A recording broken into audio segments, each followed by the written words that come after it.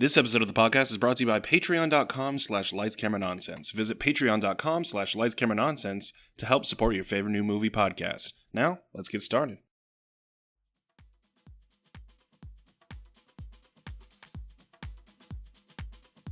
Used to get in my car and like obviously I go to the store only when I need to. Right. Yeah. But or order stuff whenever I need to, or I'm lazy.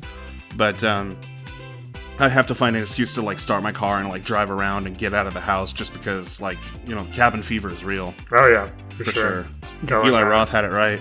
I mean, I'm sure it was a different kind of cabin fever, but same thing. Yeah, same difference. Eli Roth, maker of the documentary The Green Inferno. All totally true and factual. Hello, everyone, and welcome to Lights, Camera, Nonsense, where we give you all the latest movie magic you may have missed. I'm Nick, the isolated Simmons. And I'm Zach in a box Smith. And on March 28th, 2020, let's roll into the previews. But before we do that, because I feel like, we have to get the ball rolling. But, Zach, how long has it been? I feel like it's been years since we last recorded. Yeah, it's been the standard 2 weeks, but it does feel like it's been ages. Really just since I've seen The Outside. Aside from bravely venturing out to get groceries every 2 weeks. Yeah. I feel like Rapunzel entangled for sure. Oh, yeah. Well, you have the hair for it, too, so. Oh, glorious locks, yeah, for sure. Definitely. For sure. Glorious blue locks. Zach, what have you been watching? So you would think in all this quarantine downtime... Oh, son of a bitch. that I watched many, many things. But in fact, I have fallen prey to that of the Animal Crossings. So I have been doing that with much of my time. I did, however, start one. I started rewatching Haunting of Hill House. Oh, okay. Fuck, that show is so good. I can't wait for Bly Manor, which I believe is coming out sometime in the next year, supposedly. Yeah, I think they're still. Oh, no, they're not filming right now, obviously. Right, but yeah. I know that they were in production for quite a bit since before all this went down. But yeah, they might be in post at this point because I think they were supposed to be dropping it in the summer of this year. Oh yeah. So theoretically, we could be seeing it in late August or something like that. That's cool. And luckily, because it's on a streaming platform, we'll have it readily available to us as soon as it's ready. Right, so, yeah. I'm excited. They've got one of the guys from iZombie on there. I never watched iZombie. Is it good? It's okay. It was one of those DC shows, the DC comic shows that got adapted into like a serial kind of Arrow and the Flash, but this one is more of I think it was an Image Comics series, but it's about what is it? I already lost the premise of the show. No, I think the main character is she obviously gets bit by a zombie while she goes on to a party cruise. Yeah, and but she's also a coroner, or she works for the police department and stuff. But then whenever she eats a victim's brains, she gets memories from them and habits from them and stuff. So she eats the brains of somebody who was not narcoleptic. What is the one where you steal things? Kleptomaniac. So she would constantly steal stuff, but she solved the crime by stealing a certain thing, and it was the husband. Spoiler alert! Oh. It went on for 6 seasons. Yeah, it got canceled. Did it get canceled or did it just end? I think it just ended because the people stopped watching. Yeah. Unfortunately, was it one of the? Sorry, go ahead. No, you go ahead. I was going to say the funny British sidekick character is the one who's going to be in Bly Manor. You'll see him. I'm gonna look it up on my handy dandy computer that I'm sitting at right now. Woohoo! Yeah, we're so for those, I guess we kind of prefaced it a little bit, but we're actually recording from home separately. Yes. Because of the whole everything that's going on, the virus going on, and we have to stay in our homes. So we're at our desktops, and Yes. so we can look it up a lot easier than having to pull it up on our phones. But we can look things up easier for ourselves, but we can't look into each other's eyes anymore, which I think loses some gravitas. Hey, it's a significant feature that none of the listeners are able to are able to follow. Who said it was for the listeners? Jesus. What's the best friend's character's names? Is it Blank? It's Rahul Kohli. Oh, okay, yeah, I see him here. Yeah, he's actually Dr. Ravi Chakrabarti. Yes, great pronunciation. I'm sure it's 100%. I feel like it could have been worse.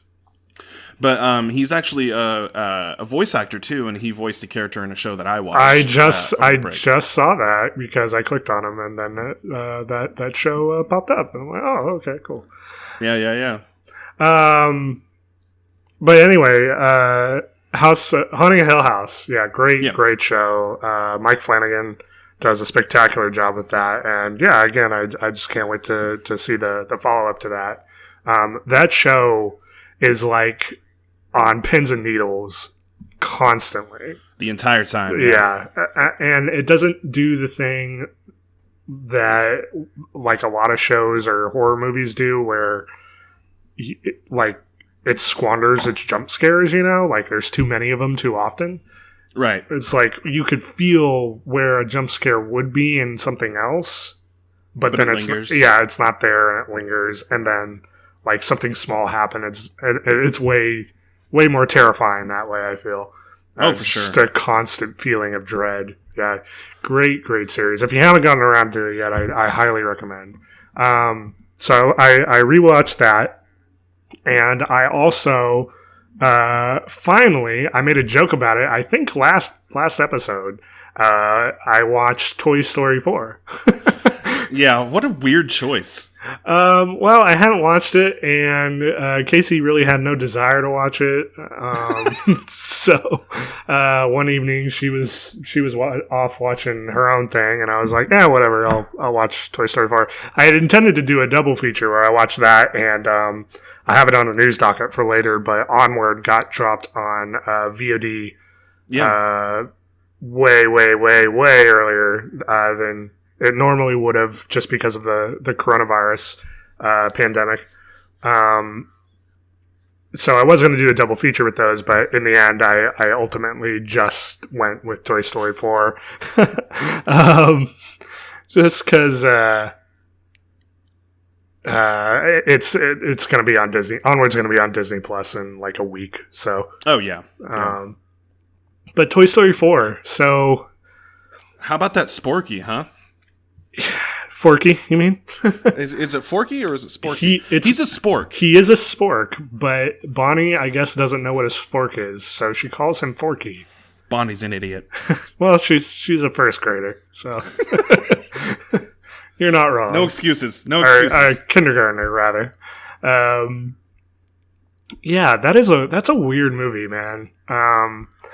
Okay, so you can agree with me, because I said in my review whenever it first came out, it's unnecessary, right? So I was thinking about, and I went back and listened to the episode where you talked about, like, you gave your review of it, because I was just curious about your thoughts on it. And yeah, you called it unnecessary, and I struggle with that word because I feel like the movie does things that I really like and I find really interesting, but then ultimately I can't help but feel, it's unnecessary. As much as I loathe to use the word. No, I can understand where you're coming from with that. It's just a lot of the story beats I felt like were portrayed, maybe not even better, but in a way already in the previous installments. So I don't feel like this one lessened Toy Story 3 to any extent. Right. But I do feel, in fact, it actually makes Toy Story 3 more important in the sense, like, this whole tack on at the end of all that is, again, unnecessary. because Toy Story 3 has such a perfect ending, and in a lot of ways you can see how this ending, or this denouement, as it were, is different, or it is an addition on top of that. But I felt like, again, it doesn't diminish Toy Story 3's ending. It's just like, I keep thinking back, like, that's the perfect ending, you know? You're right. Yeah, him literally driving off into the sunset. Right. And abandoned the toy. Not abandoned, but... So Toy Story 3's message was like, it's time to move on. You gotta grow up, right? Yeah. And, you know, like, there's always a different journey ahead, but you can't cling to the past. And this message in Toy Story 4 is similar, but like slightly different, and it also flies in the face of its very existence, you know? Right, like maybe not unnecessary, maybe that is too harsh of a word, like you said, but it seems more like it's trying to say the exact same message as its predecessors, but to an extent to where it seems kind of just extra. It seems like not, I don't want to say like an alternate timeline. Excessive. Yeah, it just seems excessive. Yeah, like the movie is telling you, you know, the past is over. You can't live in the past. You got to move on. But then the whole existence of Toy Story 4 is the fact that, you know, in a way they're clinging to the past because, hey, Toy Story makes money. So it's like, well, what are you really getting at here? Right. I also felt like all of the maybe not action beats, but like the progress through the plot was like it would have the same beats where something would happen, like they would have to go somewhere and then they would be running to that place and someone would look to the side and see something, stop and go look at that, and that would make everyone else notice that they stopped, and then they would go over and then see what they were looking at, and it was like this whole detour thing. But every time they were going somewhere, it was always stopped to look at something else midway.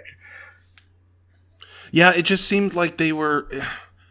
like they had a beginning, middle, and end, but they didn't really have any kind of way to connect every single scene. Like there were scenes... like Buzz Lightyear's whole storyline in this is just there to be there. Like Buzz Lightyear is just there to be there. I did feel like a bunch of the supporting cast was pretty ancillary outside of the main quote-unquote group, but even that main group, like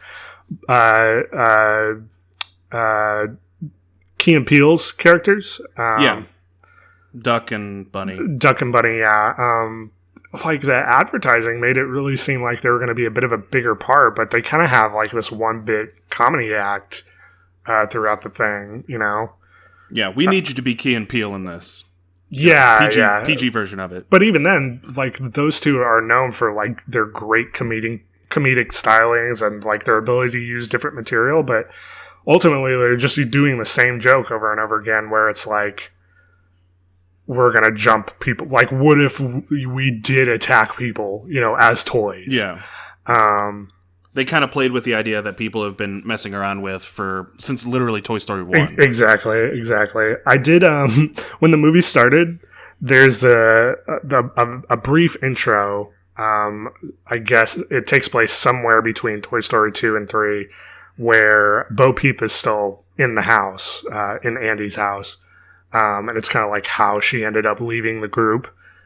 Right. And, it was interesting when that scene started, because right from the get-go, it's like this character is nothing like how they were in the previous movies.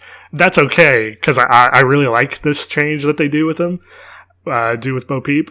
She's way more interesting than just kind of like I'm here and I like the sheriff, and same voice actress though. Yes, yeah, it is, which is great. But yeah, again, I did like the change with her character, and of course that goes further in with the actual plot of the movie. I felt like, kind of getting back to the theme of it, I felt like the theme of the movie is very adult. And I believe you said something to the effect in your review as well. Not in a sense of like, oh, there's a bunch of cursing or like sex and stuff like that. But right. The idea of like pondering your worth or pondering your purpose in life.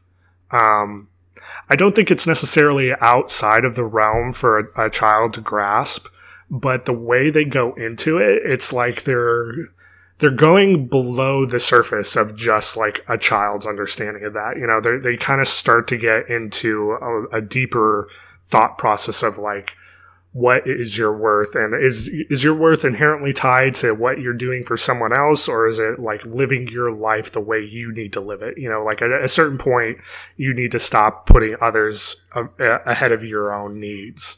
Right. It was a very adult message in a kid's movie. Yeah, and I feel like the depth that they go to is not fully beyond the understanding of a child, but like more than they would truly get if they were like a young kid, you know, like a 4 or 5 year old, or maybe not 4, but you know, like 6 or 7, you know, right. Like the kids who are going to see it and understand it. Yeah, it's going to be a little harder for them to grasp that kind of nuance. However, at the same time, the entire time I was watching it, I was like, I just want a conversation between Woody and Bo for the whole movie. I don't care. Right. I don't care about Forky. He had his funny bits here and there, but you know, ultimately, like he's the driving force of the plot because they keep trying to rescue him. Yeah. But the interesting part of the movie for me was like this discussion about self-worth and like discovering what your purpose in life is, and you can't spend the time all that time in a hour and a half movie doing that, especially a kids movie, you know, like that's not gonna be a Pixar movie. No, and especially when you have to cut in the storylines of all the other side characters, like I said with Buzz, and cutting away from those conversations that you could be having with those two main characters. Right. In this case, Bo Peep and Woody, which is it's kind of centered around. Yeah, and I know it's weird to be like, oh, I want like a deep dive in my children's animated film, you know, right? But like they're like almost there, so it's good in the sense like you kind of get it. And it's deeper than what you would expect from your typical fare in terms of like children's animated movies, like really children's animated movies. But because it's like so close to going over that cusp, it kind of leaves you wanting more. Like you wish there was something extra there, and the way that the script is paced too just kind of like exacerbates that, because there's not a whole lot of time to breathe with those moments of like introspection and like conversation about like, well, Bo Peep lives for herself now, and that's better than Woody being self-sacrificing all the time. And I don't know, it's kind of like this weird mixed bag, but ultimately, when it comes down to it, it's probably my least favorite Toy Story. It's still good, in a sense. Yeah. More okay than the rest of them. I'll probably never watch it again. Wow. Glowing review. Well, I don't. Well, I mean, I don't know how you could take glowing from anything I've said up to this point. Oh no, I was being sarcastic. No, I know, but in the like I don't know. Whatever. Just busting. It's a decent movie. It's okay, but it's like not really for kids who are like, oh, they watched the first 3 and now they want to watch the 4th one. You're like, yeah, okay, but you're not really gonna enjoy it as much. Well, I think a kid will still enjoy it because it's still got like kid humor and Forky's there, and like the villain in this is like a faux villain. I don't know. It's weird. It's a kind of a mixture between like the villain Prospector from the second one and the bear from the third one. Kind of, but both of those were like evil, you know? Yeah, I guess. it like you could see the path they got to, but then they like went way overboard, and they didn't end up actually getting what they wanted at the end of the movie. In this one, the villain ends up getting what they want. So, everybody helps them to get that. So it's very strange. It's like, is there even really a villain to the story? The plot is like and again, I think you mentioned in your review, the plot is like, or the antagonist rather, is man versus self, you know, as opposed to man versus man. So I don't know, weird mixed bag. I think kids will still enjoy it, but And I don't regret watching it, but again, I would probably never watch it again. I'd watch one of the other ones before I watched it. That's fair. That's fair. But that's it for me. Nick, what did you watch this week? Zach, or 2 weeks, rather. like usual, I will pick up the slack that you so clearly leave me. That's okay. I got down and busy with. I was playing Animal Crossing as well. I've been catching up on my backlog and on Steam and just playing a lot of stuff on the Switch. I've been playing Animal Crossing with you, but yes. Clearly I'm missing out on a lot of the features. And well, I think the hard part for me is much of my movie watching time during the day can't happen because my wife is working in the living room. So I can't really do anything there aside from play the Switch. That's fair. That's fair. You need to get one of those ones where you can like get Bluetooth headphones and like watch the TV with the sound going to the headphones. Yeah, that would be nice. A nice investment there. There's your birthday present right there. That's kind of far off though. Yeah, I hope this isn't still going on.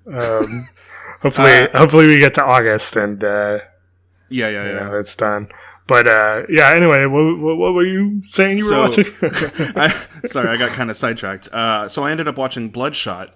Not in theaters. Yes, so Bloodshot was one of the many movies that got dropped on VOD because of the coronavirus.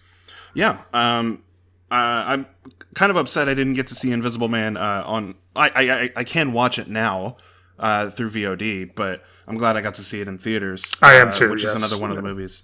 But Bloodshot, I watched. Sorry. And it's a comic book movie based off the Valiant Comics character of the same name. This is supposed to be the start of the Valiant Comics cinematic universe. Yeah, can you name me 5 other Valiant comics? I think Invincible is Valiant, which is a Robert Kirkman, I believe. No. Who did Kick-Ass? Hold on. Hold that thought. That was Mark Miller. Or Mark Millar. I think you're right. No, Kick-Ass Tournament. What is that? Stop it. Kick-Ass Tournament? I want to go to that.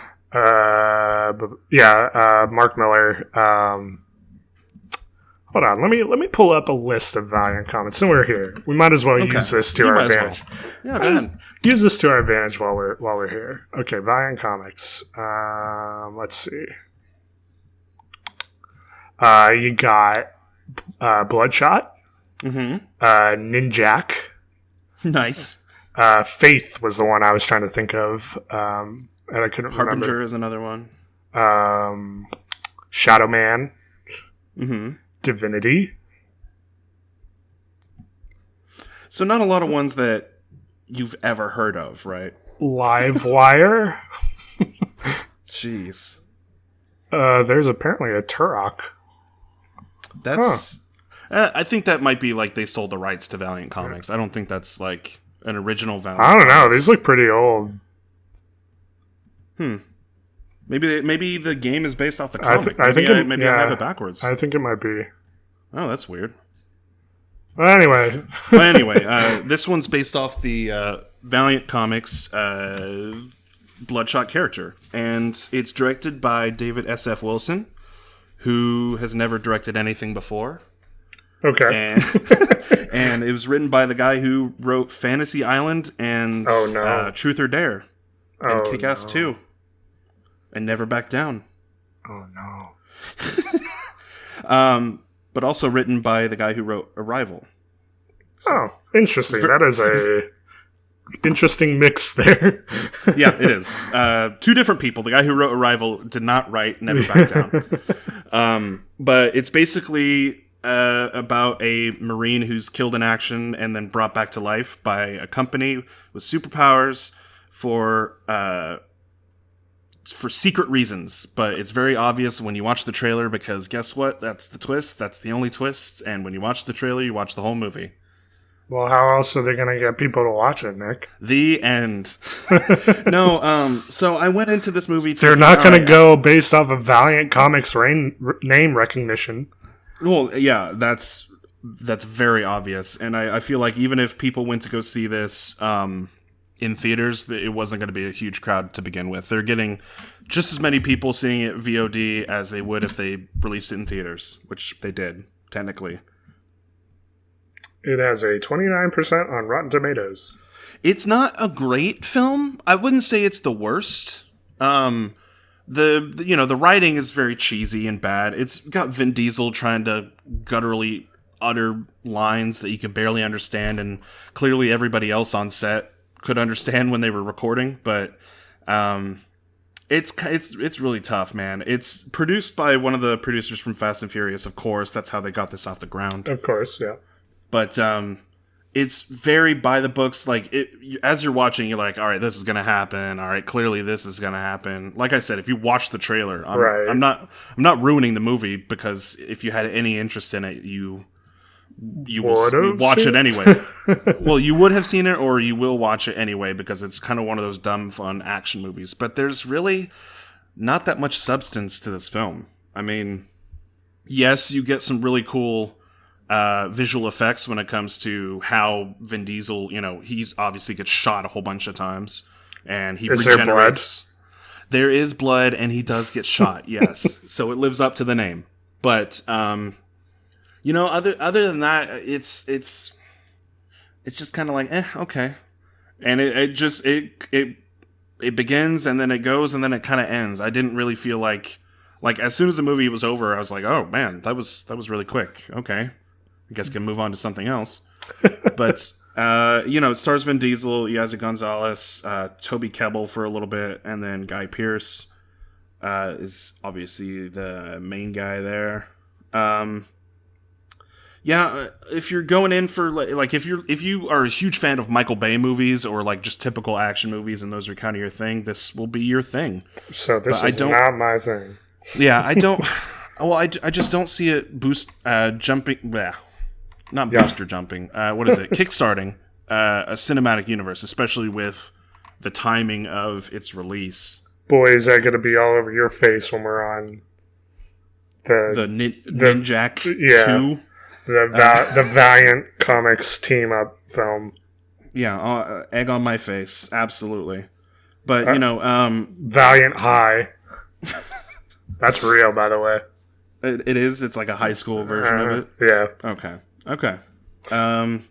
Yeah, I mean, I'm sorry I can't give you much more about it, but there's not really any depth to this movie. It's a Marine gets resurrected and he has powers. He's like, oh, I don't believe it. I gotta go avenge my wife who got killed by this one guy. But it turns out he's not the guy who killed him, because he's an employee of the company that resurrected him, because the main bad guy, I'm just going to go ahead and fucking spoil it. Sure, yeah. The main bad guy is having Vin Diesel kill all of the employees who know the way to create people like Vin Diesel, so that he can have the company to himself and take over the world. Cool. Yeah, it's not... It's, like I said, it's not the worst movie. Well, it's not the worst comic book movie. There's obviously worse ones. That's a glowing endorsement if there ever was one. It's not the worst movie. But I have seen better. It will be interesting to see what is it, Morbius coming out later. Fuck, I just want to see that tagline on the poster now. It's not the worst. It's not the worst movie, but I have seen better. Hey, there will be reviewers who absolutely tear into this, but I'm not. If I hate a movie, you'll know. Do you share the same sentiment that the dear Mr. Spielberg shares about the dear Mr. Diesel, as it were? Does Steven Spielberg hate Vin Diesel? No. He, in fact, thinks it would be a crime if Vin Diesel did not direct again. Vin Diesel has directed a film before? I think it's mostly like short stuff. Or he did do one movie. Hold on, let me look it up. What was it? It says he directed Strays in 1997. Yeah, Strays, and a bunch of shorts. Oh, he directed the short film Los Bandoleros. That was Fast and Furious short film. Oh, Okay. You don't care. It's a crime that he doesn't direct. Oh, shit. I didn't...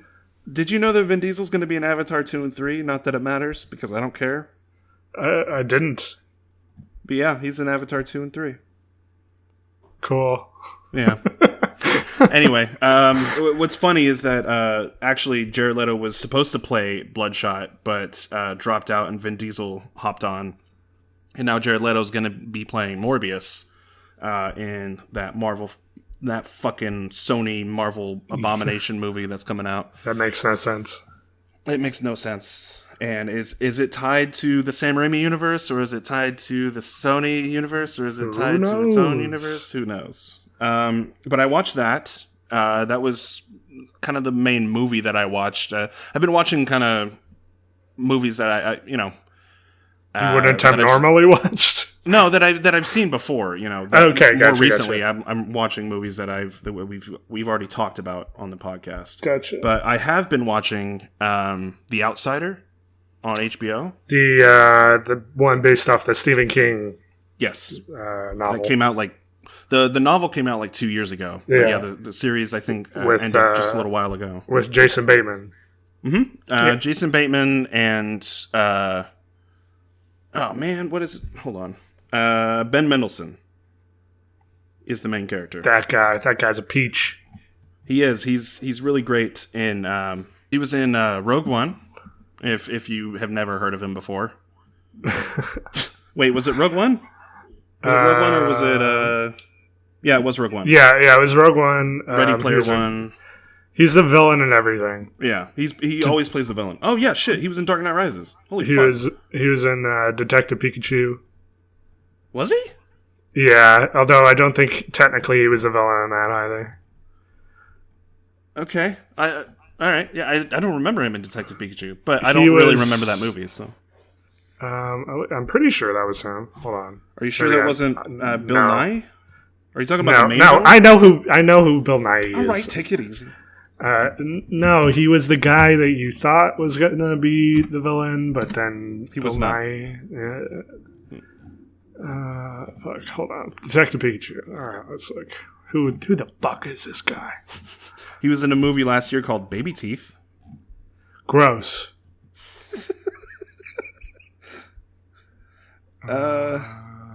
Is it this guy? I don't think it's what you think it is. I think it's something else.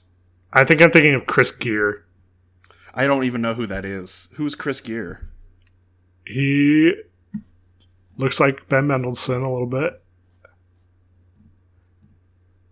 He was in Modern Family. A bunch of other TV shows. Yeah, TV shows. That's it. Yeah, he doesn't even have a picture on Wikipedia, so he was an He has one on IMDb. Okay, I'm not looking it up though. That's too much work. But I was watching The Outsider. I'm more than halfway through. I haven't finished it yet, but I can kind of tell where it's going, and I'm really into it. It's got a very dark. No, I don't want to compare it to Twin Peaks, but it starts off kind of as Twin Peaks, where it's kind of a mystery as to who it is. Yeah. Or not necessarily who it is, because by the end of the episode they've caught the person, but there's confusion and mystery as to why it seems to be too easy of an answer. But it's very dark. It's the first two episodes are actually directed by Jason Bateman, and they're wonderfully directed. They're very creepy. He's he's directed other stuff that I think is... Oh, yeah.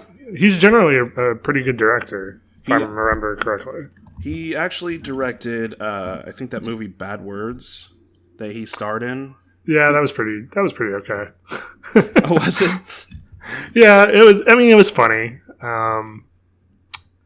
For the most part. Let's see. The joke kind of wore thin after a little while. The Family Fang. He directed one episode of Arrested Development. That's interesting. That was probably, maybe that's where he started. Or was it more recently? You mean like further away? Because like he's been directing since like '89 on TV series. Yeah. Oh well, then yeah, never mind. But yeah, it's a really dark. It reminds me a lot of kind of. I don't know why I compared it to Twin Peaks earlier. I meant more like True Detective. Okay. It's very dark and gritty, and there's what's going on behind the scenes and why everything is happening. I don't want to make it too confusing, because if I say anything to spoil it, it'll kind of ruin the show. But there is more to just these murders than what is actually going on. But it's very dark. Well, it is a Stephen King story, so yeah. I mean, you're right, but you never want to. You never really know what you're getting with the Stephen King story. You can also get Maximum Overdrive. To be fair, he directed that. So yeah, he's that's very true. And then I've also been catching up on Brooklyn Nine-Nine. Great sitcom if you haven't watched it. I think season 7 is like on episode 9 or 10. So rewatching that. Nice. And then finally, I was watching the Harley Quinn DC show that you talked about on the podcast. You say finally, but I know for a fact that this isn't finally. But I'll let you talk about Harley Quinn before I bust your balls even more. What do you mean by that? What do you mean? You're missing one that you watched. What else did I watch? Clone Wars. Oh yeah, I've been watching that. That's been more sporadic than anything else. I know. I'm being honest, because every time I try to watch it and I try to binge a couple episodes, some of them are just so unnecessary to watch. But now you made a point when, at least you were telling me this. You made a point to try to watch it in chronological order. So yes, I went out of my way to prove you wrong and tell you that it is much more watchable in chronological order. So I went to, what is it, Star Wars? It's literally StarWars.com. Star Wars, Clone Wars watch order.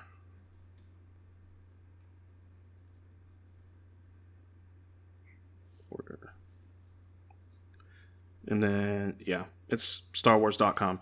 And it's like the first thing that pulls up, and it says, okay, well, you need to watch episode 16 of season 2, and then episode 16 of season 1, and then the Clone Wars movie, which I ended up watching even though you told me not to. I told you not to. How pointless was that movie? It's pointless, but when you realize that you're watching it in chronological order, it's like, wow, this actually makes a lot of sense, and it seems like 3 episodes strung together. No. Don't defend the movie. I'm not defending it, but I'm saying, like, why did they release this movie like partway in through the series when they knew that they were going to create a series? I don't think they did know they were going to create a series, was the thing. But it seems weird. Like it's weird. It seems like it when you watch it in chronological order, like it's literally number 3 on this list. And you watch like the season 3 episode 1 after that and season 3 episode 3 after that. It's like, okay, this kind of makes sense. It chronologically makes sense when you do it this way, but then why the fuck did they do it this way? Well, I believe when they first did the series, like the first season, it was just going to be like a serial type show. Right. There wasn't supposed to be like an overarching plot or anything like that.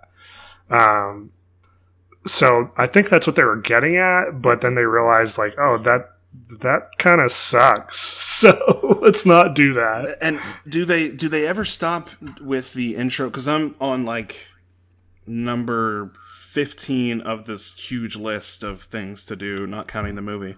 So I'm like halfway through season 1. Do they ever stop with the serial like wartime? The radio ad, yeah. Yeah. I don't believe so. Not so far as I have gotten, which is up to the start of season 4. They still do that. However, I believe I've talked about it before. They stop doing the like sporadic episodes so much and start like just doing 2 or 3 arcs per season. Right. So like they're mini stories contained into like 4 or 5 episodes, but it's not just like, oh, here's what was happening over here. Here's what was happening over here. Here's what was happening over here. So it does that gets better at the very least. But the intro thing that you're talking about, I don't believe ever goes away.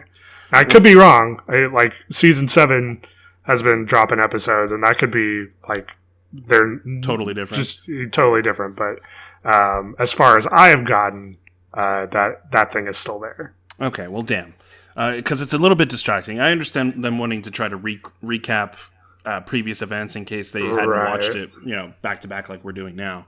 That makes sense. But it seems out of tone with the rest of what I'm watching. Like, it's like, why am I watching this 1940s, World War II era voice actor doing this bit when I'm trying to remember what happened the previous couple episodes? Like, I get it. So question, you said you watched the movie. Have you watched the episode of the show that is like a direct follow-up to the movie? Yeah. Okay. Where was that in the lineup? Just curious if you remember. Well, so I'm just looking at the titles. I couldn't recall like what exactly it is, but it directly after the movie, the episode that's supposed to be chronological is introducing the Domino Squad, which are the clone troopers. Yeah, and so it introduced them, and then I've actually gotten to the point to where they show up again at like this like listening base. And they get attacked, and like a couple of them get killed. So there's like only 2 remaining. It's so weird, this chronological order, because that first episode after the movie is like the first episode of season 3. Yeah, and then that one that you're talking about, where they're getting attacked at that base, is like in the middle of season 2 or something. It's very strange. I think it should be the middle of season 1 because like I haven't finished season 1. So. I know it's in the middle of something. Yeah. Season 1, episode 5. And that's what threw me off with doing it chronologically, is because I don't want to be hopping back and forth all over the place, and it was easier for me to just go play and then just let it play as it was intended. But I was just I'm sorry. Go ahead. Well, I was just curious about the that specific episode that follows immediately after the movie, because those like that same setup with all the huts and everything, like that's an episode, and it's the end of season 1. So if you're watching it in release order, you start with the god awful, boring ass movie, and then end with like the same kind of setup. The episode is better ultimately than the movie itself, but it's still like I literally don't care about what's happening right now. Yeah, and I mean they try to get themselves straight, but like I'm looking at the list again, and I realize that the season 1 finale is actually like halfway through season 3. No, it's my God. Yeah, so it's like season 1 finale is number 51. Whereas the episode before it is 24. So I'm going to have to watch all of season 2 and an episode of season 3 before I watch that season 1 finale. Oh my gosh. So I want to say that they get their shit straight pretty soon, but it's not until like season 4 when they do. Right. Well, that was what I think I had said that before when I originally watched the first 3 seasons. Is from what I could tell from 4 onward, there's none of that shit anymore. Like you don't have to like jump around all over the fucking place. Yeah. So I mean, I'll get there eventually, but they're a little bit of a slog to watch, especially the Jar Jar episodes, man. Oh yeah, those are rough. I still think you're getting robbed a little bit of the experience of seeing a character die one episode and then being back to life in the next season. I mean, I guess that's that would be on par with everybody else's expectations, but I have to have it make sense, man. Like. When people tell me to watch like a season of anime, like they tell me, "Oh, you should watch season 4 of Jojo." I'm like, no, even though they're bottled seasons. Who is telling you to watch season 4 of Jojo? It was an example. It was an example, man. You need to start from season 1, sir, because that show's amazing from. It's not episode a show. 1, season 1. Fuck you. I do not like Jojo, and it's simply because of the way that the animation looks. That's just me. It's just Jojo doesn't like you. How's that now? That's fine. It doesn't have to like me. So I've been watching. I actually binged and finished the last episode of season 1 of Harley Quinn before we started recording, like 20 minutes before. The DC Universe exclusive show. Yes, and season 2 is actually premiering next week. Is it really? Wow, that was a fast turnaround. I feel. Oh yeah. And man, I wouldn't say laugh constantly throughout, but there were definitely a lot of hilarious laugh out loud moments with this show. So what made you decide to jump into this? Well, it popped up on my queue of things that it suggested for me to watch, and since I have all the time in the world now, sure, and with Birds of Prey showing up on VOD as well, I was like, I don't want to watch Birds of Prey, but I heard good things. Zach told me good things about the first couple episodes of this show, and I wanted to check it out. So at what point in the first episode were you like, wow, this is pretty graphic? I'm just gonna. I had the initial impression of, wow, this seems to be excessive for excessive sake. Yeah. That there's definitely gore and cursing and all of that kind of stuff in there just because they can.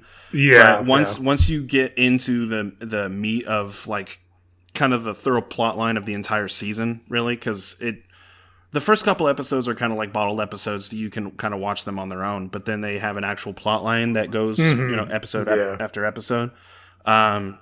And I kind of realized that, they're kind of they're going an adult way about it, but because they want to be able to tell an adult story about this. Yeah. There is substance there. It's just like they have a lot of extremes too. So sure. Yeah, definitely. At first glance, when you're first sitting down to watch it, and like Joker is literally ripping a guy's face off of his face. Yeah.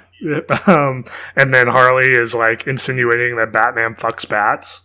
I mean, yeah, and those not so much insinuating, literally saying that he fucks bats. Yeah, it's implied. It's brought back up again in a later episode, and Batman never denies it. And that's the thing. That's the thing. It's the subtle humor that that the characters play off of each other, and it's really clever writing. I think that the way that they kind of mess with your expectations of each of the characters. And even kind of introducing some new characters and playing off of those as well. I think that it's a really unique way of looking at it. It's an elsewhere type of series. It's kind of like watching the Joker movie that came out late last year. Yeah. You just have to tell yourself that it's different. Just in the opposite direction. Right. Like where Joker is like this grounded realism type thing that is like, unless... If it wasn't called Joker, it wouldn't be a comic book movie. Sorry, yes, that's what I meant. I just meant that it's completely different from everyone else's expectations of superhero media. How'd you like that Bane? Bane is my favorite character in He's that whole so series. Fucking good. He's the fact that they use the Dark Knight Rises Bane voice, even though it's like the Batman the Animated Series looking Bane. It's just it's so great. It's so great, and the actor that I mentioned at the beginning of the podcast, he actually voices the Scarecrow in this series, and he's really funny in that too. Like, there's an episode towards the end. I won't give you the details, but they do something that they never really do in the comics, and then it surprises the Joker and Scarecrow to in such a way that one of the characters dies, and I was laughing at this character's death. And so it just kind of plays with your expectations and definitely does it in a way to where it's kind of creative and fun, different and fresh. So I'm really excited for season 2. So you'd say I never got past the third episode. So you think I should jump back in? I think you should. I think you should. I wouldn't say you have to start from the beginning because you kind of get the gist of it by episode 3. But they definitely you get the camaraderie between the characters is played out a lot better because they get to know each other in the show a lot better. And I love, JB Smoove as Frank the Plant as well. He's another favorite. yeah, he's good. But they definitely up the stakes, and they get to a dark place towards the end, which it made me go, oh, okay, I want season 2 already. I kind of want to see where this goes. Even the beginning, we talked about how when you're initially starting that first episode, and you're seeing all these F-bombs dropped and like limbs flying all over the place, it can seem like a little bit like the script writer is a teenage boy who just saw Pulp Fiction. Yeah. But then you get to the end of that episode, or like somewhere in the middle even, and there's this theme of like female camaraderie and like having those who care about you lift you up and like get you out of an abusive relationship and like kind of taking control of your life. And it does it in a way that is like super respectful, in a way that you wouldn't expect it to come from the same show that has Harley busting guys' kneecaps in. Right. I actually think, and I wanted to bring this up as well, and that's a wonderful point. I feel like this is definitely a female-powered driven story of a show, basically. Mm-hmm. I feel like this does what Birds of Prey was trying to do, but ended up being kind of just this kind of mediocre team-up movie where they were trying to basically do Deadpool meets Suicide Squad. Right. I feel like this pulls off the humor. It's much more grounded. The dialogue, it seems real. Like there's an interaction where Harley Quinn is like trying to beat up some guys, and Poison Ivy is like trying to order some food, and she's like, just text me what you oh yeah ordered. Yeah, that was good. And she's like, why don't I just tell you? No, just text me because I'm gonna forget. Yeah. And there's expletives in there and stuff, obviously. Yeah. But she's like, it would take you just as long for me to text you if you would just tell me. Yeah, basically. And it's the humor is just really real, and it seems more organic, I should say. Yeah. So I enjoyed this a hell of a lot more than I did Birds of Prey, and I'm glad I picked that over watching the movie again. Well, that's good. I'm glad it went well. Yay! Success. Was there anything else you watched? Things here and there. I've been rewatching, New Girl and Brooklyn Nine-Nine, but I said, both of those probably before. Everything else has just been kind of stuff I've watched, but kind of all over again. So not really. What do you have any news?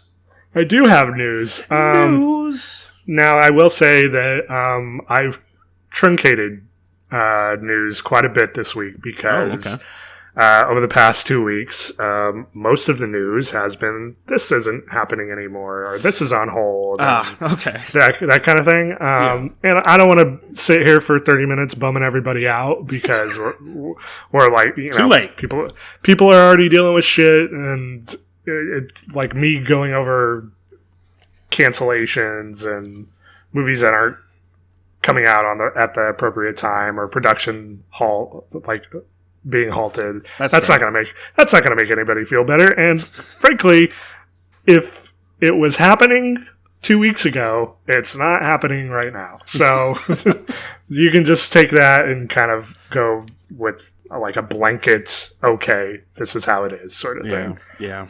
This is going to be life for a little while. So I'm going to, that in mind, I'm going to go over some good news, and we talked about it a little earlier, but there's a bunch of stuff that is coming straight to VOD way earlier than originally planned because, studios want people to watch their movies. So just a list here I got of movies that you can watch early that would have been in theaters for longer. You have Call of the Wild, which I hear is so. So. You also have The Way Back dropped as well. Okay. Lady on Fire is coming to Hulu on March 27th. What's today's date? Today's the 27th, right? Yeah. No, it's 28th. This is 28th. So I said it at the top of the podcast. Yesterday, Portrait of a Lady on Fire dropped. Bloodshot, Birds of Prey, as you said, is on VOD as well.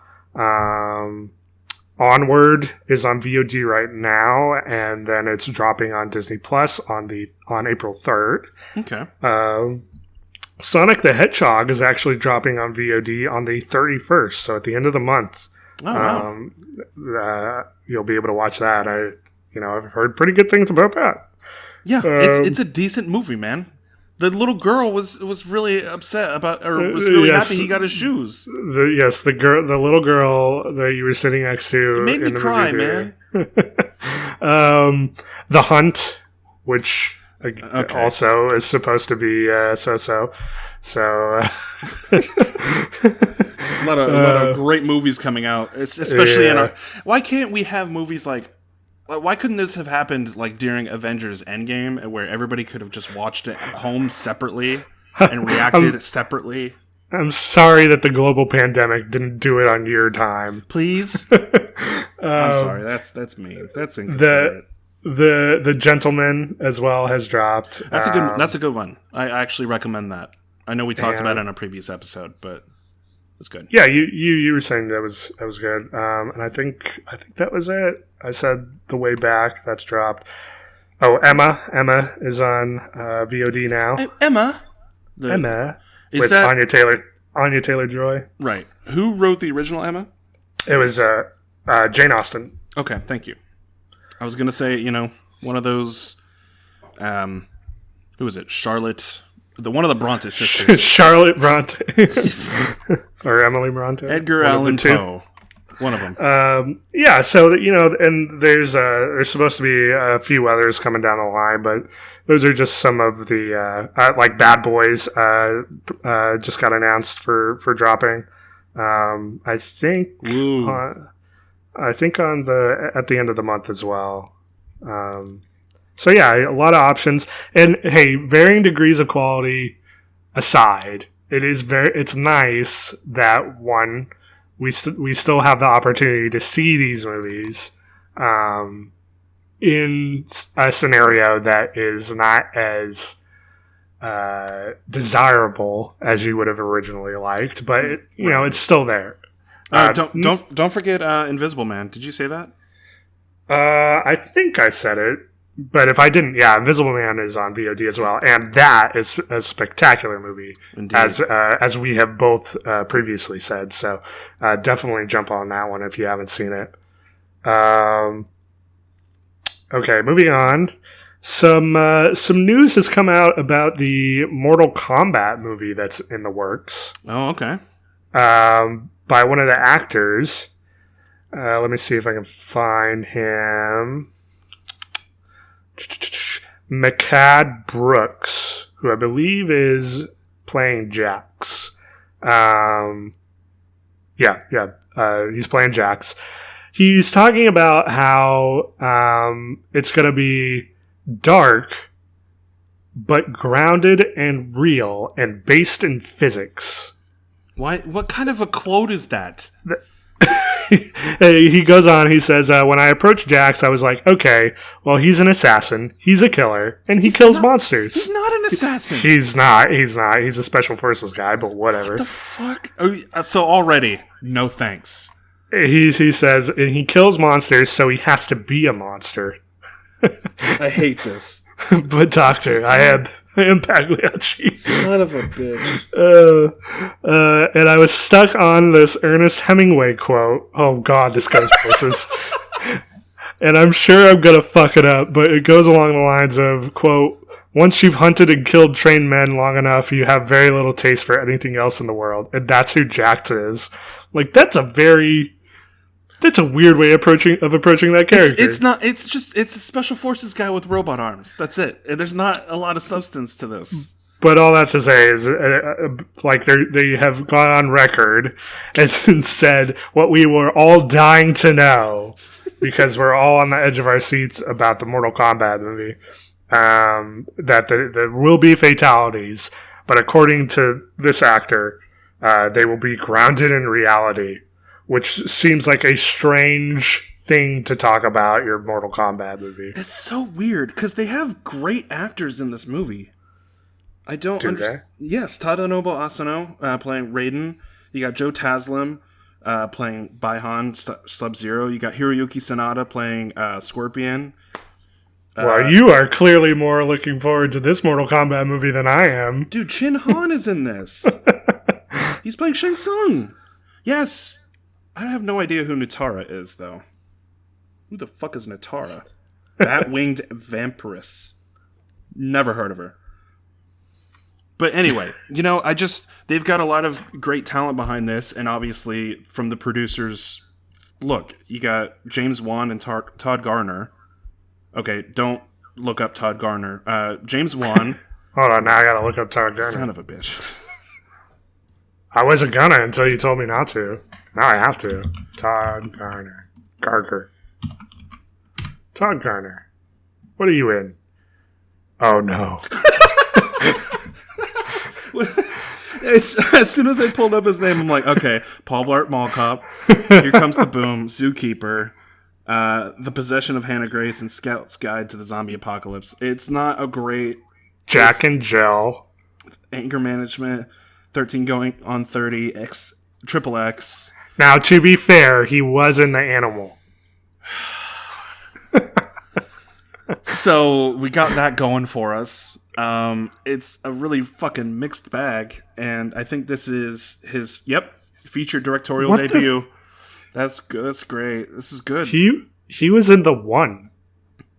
Who was? Todd Garner. What was? Okay, he was executive producer. Oh, was that it? Okay, yeah. It just popped up. So yeah, he's just an executive producer. Gotcha. All right. No, he was an actor in Paul Blart Mall Cop 2 as father of little girl. So. He was in every Kevin James movie ever, apparently. Yeah, he's best friends with him. So we got that to look forward to. Do you have any... Thanks for that. Fucking... What else do you got? So some news about Mandalorian Season 2.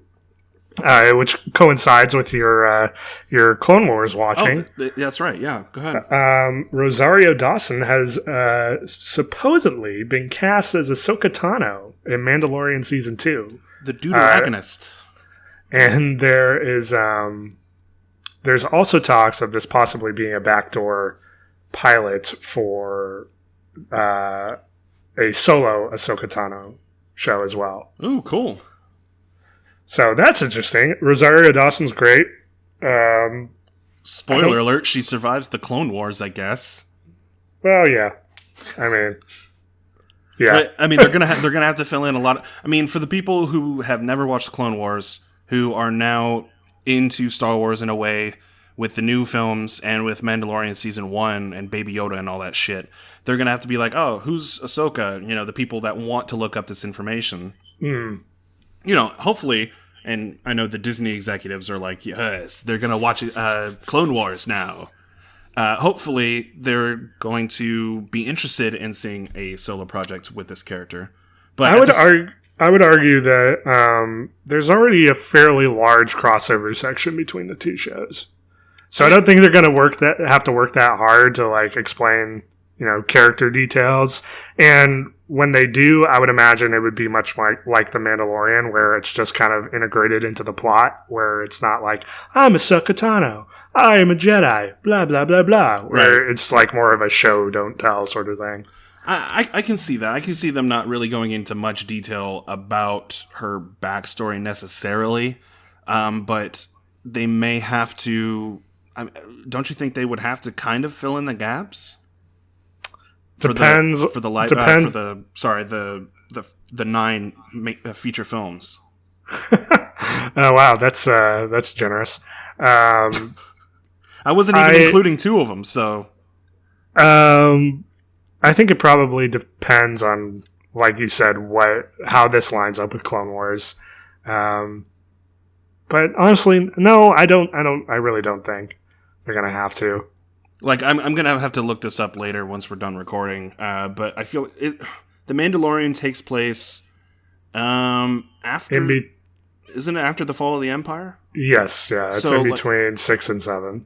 Okay, so Yeah, where was she during the whole time that he was Darth? I mean, there was Now, is that Star Wars Rebels and stuff like that? Yeah. Something to note is she does show up in Rebels.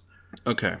So I gotta watch really, you kind of already knew that she survived Clone Wars. So. Well, I didn't. So, well, hey, I have some good news for you. You're a big Love Is Blind fan, right?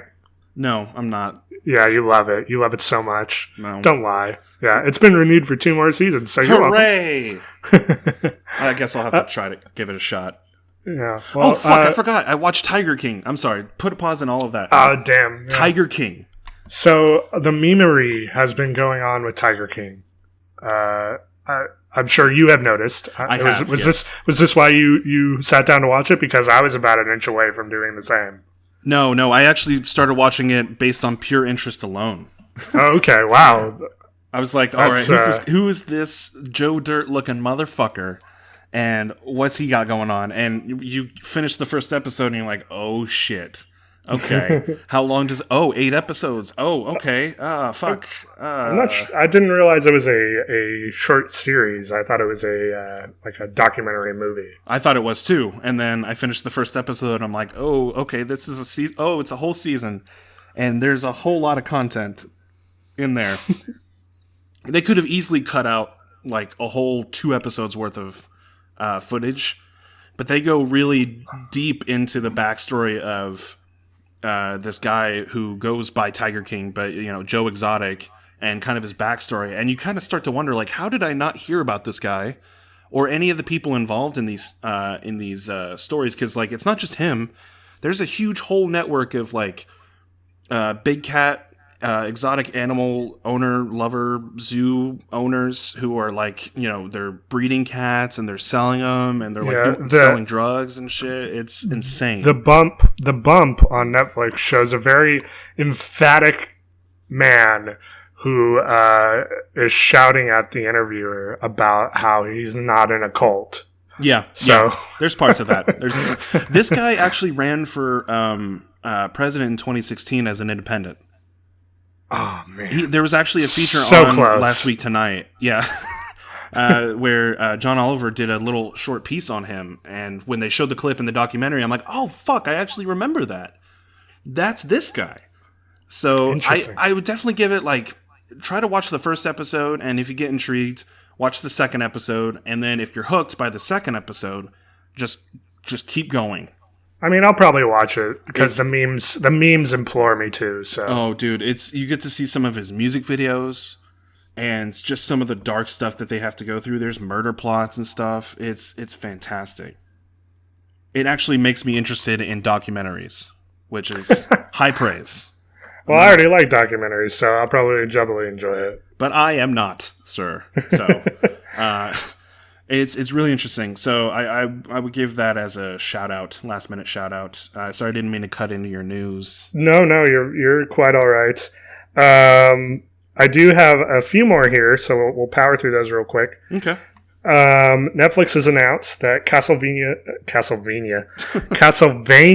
has been renewed for a season 4. So right, cool. That's good. More good stuff.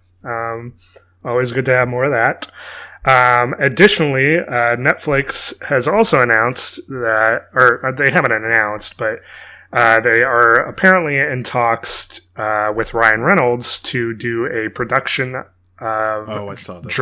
Of Dragon's Lair, the old school Don Bluth animated game. Yeah.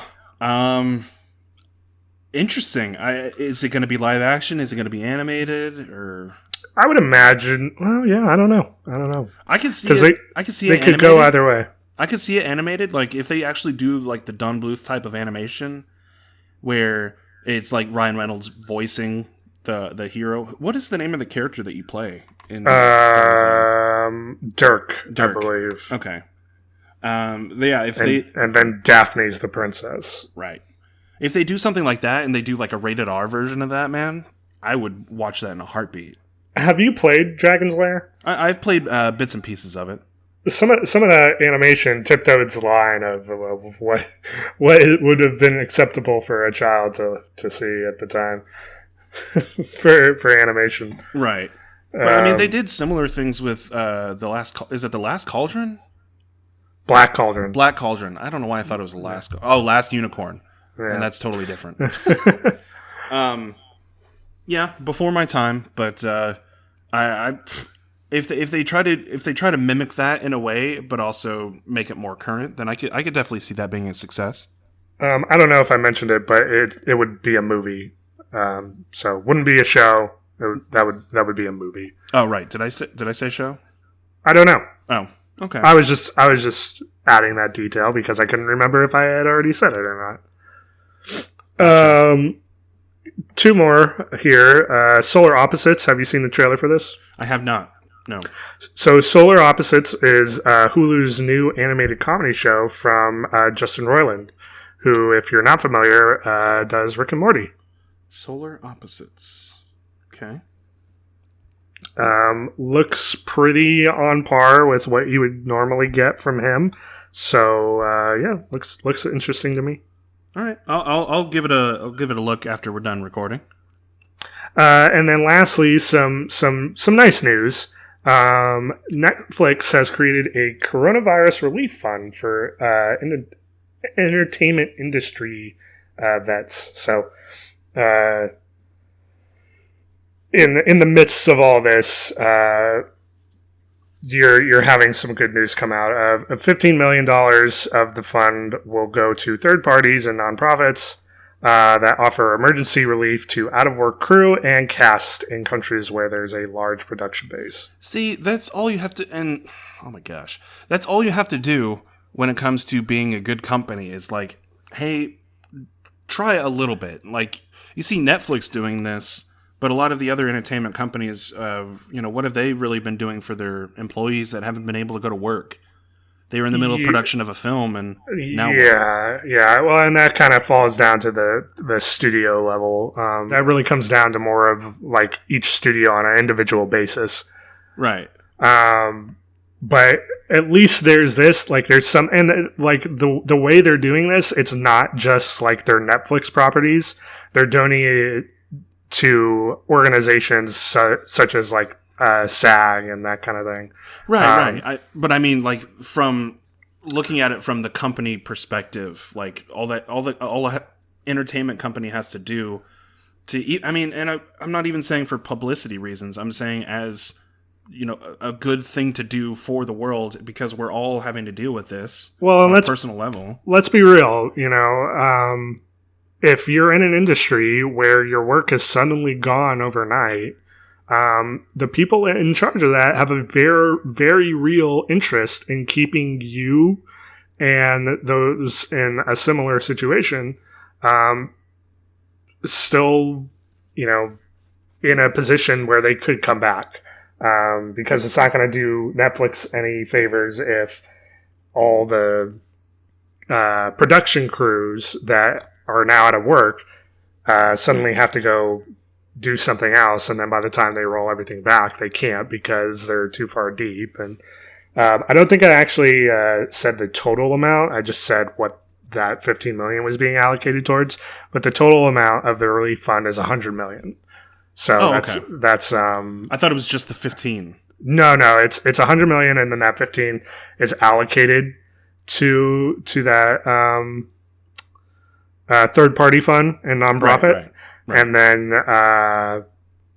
they're also doing, it looks like $1 million to the SAG-AFTRA COVID-19 disaster fund each. So that's nice. Yeah, it's a simple gesture. It's a nice gesture, and it's always good to see companies reaching out and doing stuff like this. For the individual. For the people that can't do anything about it. Yep. Because we're kind of all in this together. So do what you can. Unless you're a fucking billionaire who sold all their stocks back in January, in which case, fuck you, you piece of shit. Yeah. From the gaffers to the best boys. Good luck. Good luck to everybody. We're all hanging in there. It's been well over a week. But it seems like forever. Yeah, we're at the at least we are at the end of 2 weeks at this point. That's right. But others have been locked down for longer. This is not just an American issue; it's a global issue. So maybe if you have not removed your head from your rear end, you should do so accordingly. Yes, and be kind of be a team player. But whatever. You can keep being an asshole if you want. I feel like this is kind of directed towards me. I mean, why would it be directed towards you? I don't know. Maybe I'm self-conscious of all negative criticism, whether or not it's even intentionally directed towards me. But I'm very self-conscious. But I'll stop being an asshole. I will do what I can. I mean, you can just not be an asshole in general. That's true. I try not to be. That's good. Good. Okay. Well, on that note, let's get away from the downer news. Actually, Zach, I wanted to cover this with you and kind of tell the audience as well. It's March 28th right now, but by the time we record our next episode, which I'll get into in a second, we've done this for a whole year. Yeah, we have officially... No, wait, hold on. I think our first episode went up on April 1st. Might have been April 1st. April 8th, sorry. April 8th, yeah. It was April 8th, 2019.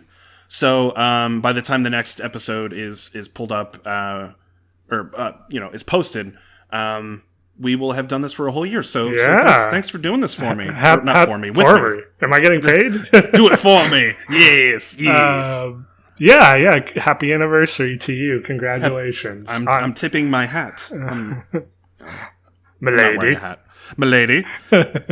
So thanks for sticking with us, all of you guys who have been listening to our episodes, and we're gonna keep going. This isn't like all right, bye. Thanks for the year of listening. We're gonna keep doing this. We just wanted to say thank you for listening. Yeah, thank you very much. It's been great being able to come back here. Originally every week, but now every 2 weeks. And just kind of talking movie shit with you. So, and that we owe that to the listeners. So thank you guys, from the bottom of our hearts. We'll keep doing it as long as we can. Our setup might be this for a hot minute, but we're going to make it work. Yeah. Well, we're going to make it work. Absolutely. So on that note, the next episode is actually going to be a compilation of clips of kind of our favorite moments of the last year, of the last episodes. So wait, that sounds final again. Damn it. Of the last year of episodes, and we hope that you enjoy that. And the following episode after that will be another original episode. So you'll see us. You'll see us then. And you can look forward to Nicknames movies being officially canonized. Aha! I knew it. I told all of you it's season 1 of this thing. I've always said it's season 1. Who knows? And this is actually, we're on episode 20 now. This is episode 20 of Lights, Camera, Nonsense. Yes. Are we renaming this thing after this episode? I don't have any intention to. Yeah, I've made far too much merch and invested far too much in this name. So we'll continue to be Lights, Camera, Nonsense as long as you guys continue to be our audience. So thanks for listening. Zach, do you have anything else to add? How people can contact us? Yes. After you wash your hands thoroughly and practice safe social distancing or quarantining. I thought you were going to say safe sex. Well, yeah, that too. Do that too. Be responsible. Don't drink and drive. What's another one? Don't stay in school. But schools are closed. Don't do drugs unless it's the legal kind. But even then, don't go too hard. We're bad at this. Don't murder. Don't murder. Don't murder. Lights, Camera, Nonsense, 2020. After you do all of that, or don't do all of that, you can contact us at lightscameranonsense@gmail.com. Now, are you telling me that people can contact us after washing their hands and being 6 feet away from other people via their phones or computers or laptops or mind control device that they can email us at lightscameranonsense@gmail.com? That is a long-winded way of saying what I said, and even a longer-winded way, yes. Huzzah! We did it. We made it absolutely unnecessary for us to tell them to email us at lightscameranonsense@gmail.com. Give us questions, give us comments, give us concerns. Feel free to do so on the YouTube channel as well. Yes, absolutely. We read those as minimal as there are that we read those. Hey, I listen to every single one of your comments and concerns through any way that you want to contact us. But make sure to reach out, and we will follow up, and we will humiliate you on our podcast. Or we'll do it in a way where we just humiliate ourselves. And then you can be like, "Oh man, that's super cool." That question that question or comment I sent in, that's why they got humiliated that time. So add that to the list. Absolutely. But this has been Lights, Camera, Nonsense, keeping you updated despite our best efforts. We try very hard. So hard. Make sure to tune in every 2 weeks for all the latest news, reviews, and Zach. How do you do? Thanks for tuning in, guys. We will see you next time. Bye.